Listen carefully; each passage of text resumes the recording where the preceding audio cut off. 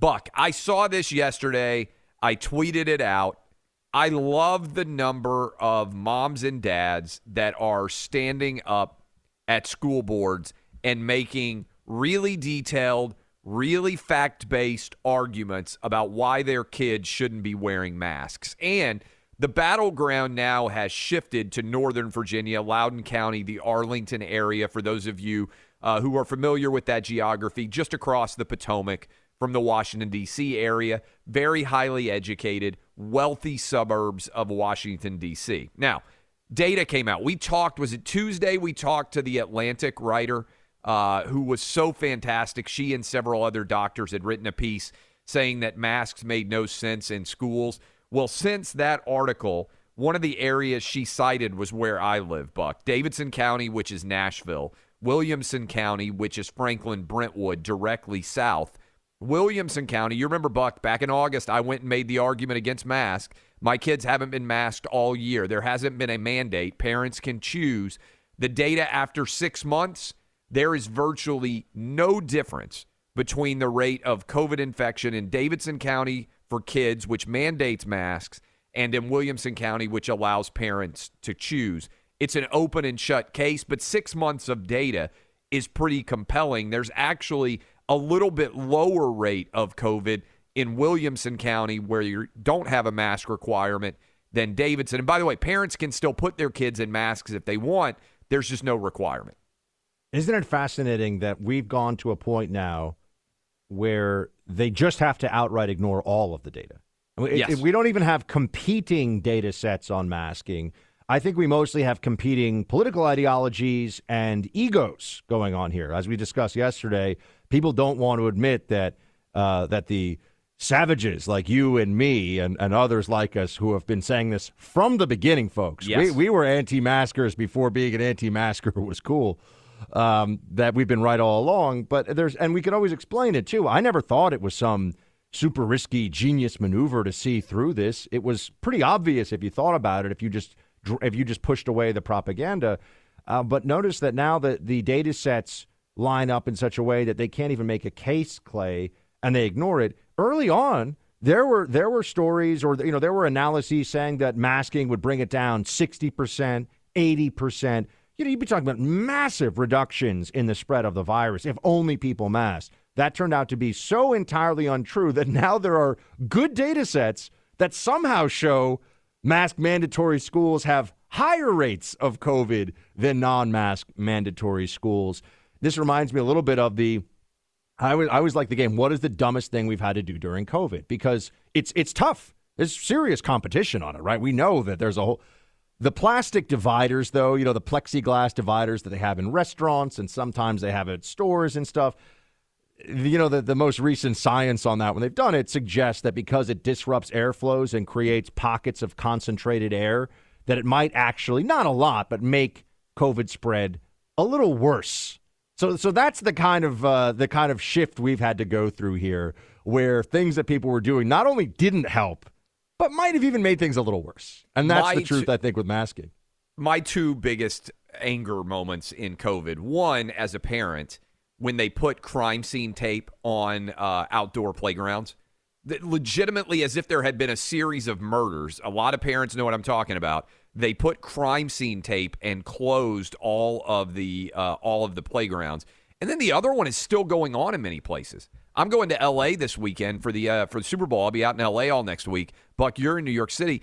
There's still tons of restaurants that require you to wear a mask to enter the restaurant and then remove the mask as soon as you sit down. I mean, the fact that still exists. And remember, Biden said last year when he took over, he said if everybody just wore a mask for 100 days, COVID would go away. And somehow that clip doesn't get re-brought up again and again and again. But this has been so clearly and transparently not what the science supports for a long time, yet we're still doing it. Yesterday, we talked to the guy in Washington, D.C., whose business has been shut down. They're still requiring you in Washington, D.C. to walk in with a mask until you sit down. Those of us who remember what was said earlier on about this also know that they've set all these benchmarks and used all these justifications for many of these policies, but masking most notably, that now they just ignore what they said before. And that's the part that drives many of us so insane, including, as Clay just mentioned, this mom in Loudoun County. So good. Who is, I mean, she is fired up Mama Bear because understand this. She's speaking to the same school superintendent in the same place as she did a year ago. And a year ago, it was basically blame the governor, not my fault. Now it's the governor doesn't get to tell us what to do. Hold on a second. Listen to what she says. Play that clip. On November 15th of last year, I had the privilege of speaking with Dr. McDade for 10 minutes following the CRT town hall meeting. During that discussion, which was friendly and cordial, I asked what she, as superintendent, could do to get the kids out of masks. Dr. McDade told me that she would if she could, but that her hands were tied by then Governor Northam's executive order mandating face coverings. And if it weren't for that, things would be different. Well, tonight, things are different.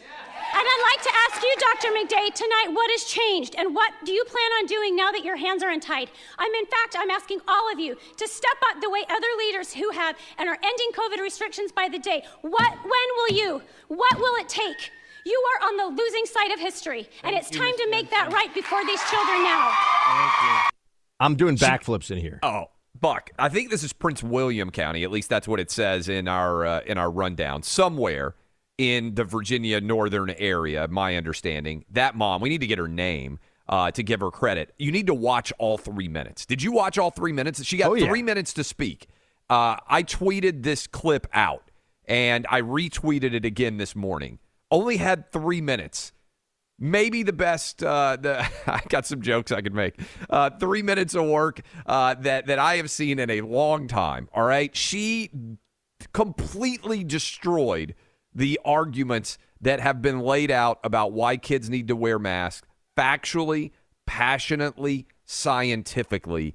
It was a clinic. And I love the reaction from the other moms and dads in the crowd when she's making her points. If you listen to the whole 3 minutes, it's phenomenal. But, Buck, we are winning this battle, and we need to add on more steam. Parents out there, grandparents, kids, we need to keep up the pressure because these things are finally starting to crumble.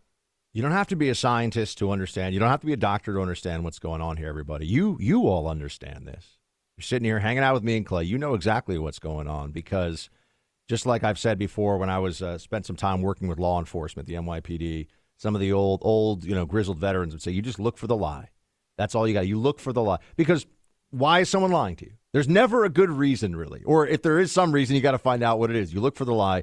These people who have put these mandates in place, who have said it's based in fact and science, they keep having to lie more and more and more. I mean, the fact that you had here a school superintendent who said, were it not for the governor, I would take the kids out of masks. And now that same school district is saying, yeah, sorry, I know there's a new governor, but we're not taking the kids out of masks. That's all you really have to know. That's all you have to know about what you're dealing with and who you're dealing with here. They keep lying to you, which is why we have to keep the pressure on because they know there's no good art. I mean, Clay, could you imagine? I would love someone to try to come on the show. I mean, literally anyone. Give me a double PhD, MD from Oxford and Stanford on masking. He or she will get smoked. They will get smoked on this show, and they know it. And sometimes, Buck, and I think this is important, I think you've made an argument well, and I think we need to reinforce it. Some people say, well, why do you focus on masking? And the answer is because it is the foundational lie. If masking doesn't work, which it doesn't, and you can prove that it has to be removed, to me, every other restriction, social distancing, indoor behavior, everything else crumbles falls away if absolutely. Masking is taken away, right? There's nothing else there. It's the symbol. It is the symptom of the contagion of insanity that has spread in this country. We have to destroy masking, and masking in kids at school is a fundamental essence of this that we need to tear apart. I'm going to just tell everybody, we have not won this fight, and I don't care where you are in the country. We have not won this fight until not a single kid is forced to be in a mask anywhere, and not a single person on an airplane. That's going to be quite a battle, too. Not a single person on an airplane is forced, like a moron, to wear a mask. Remember, it's always between bites, folks. It's never actually a sealed mask. So when they tell you about laboratory studies and blah, real-world studies with control groups universally prove how stupid this is. And it is the gateway drug to all Fauci lunacy